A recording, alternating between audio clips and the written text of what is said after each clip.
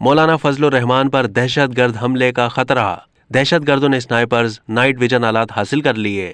P D M کے chairman اور JUIF کے سربراہ مولانا فضل الرحمان پر دہشت گرد حملے اور ان کو لاحق سنگین خطرات کے پیش نظر وزیر اعظم شہباز شریف نے پنجاب سمیت تمام دیگر صوبوں کے ہوم سیکرٹریز کو ان کی فول پروف سیکیورٹی یقینی بنانے کے احکامات جاری کیے ہیں۔ وفاقی وزارت داخلہ کی طرف سے ایڈیشنل چیف سیکرٹری داخلہ پنجاب کے نام لکھے گئے خط میں کہا گیا ہے کہ دہشت گردوں نے مولانا فضل الرحمان پر حملے کے لیے اسنائپرز اور نائٹ ویژن آلات حاصل کر لیے ہیں تاکہ لانگ رینج ٹارگٹ ہونے کے باوجود بھی نشانہ بنایا جا سکے۔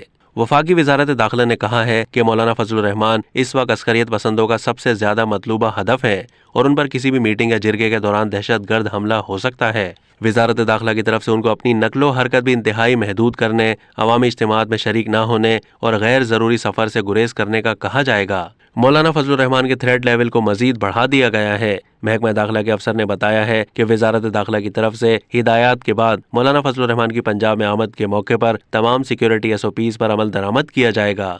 اب تک کے لیے اتنا ہی۔ مزید معلومات کے لیے ڈیلی جنگ کے YouTube چینل کو سبسکرائب کیجیے۔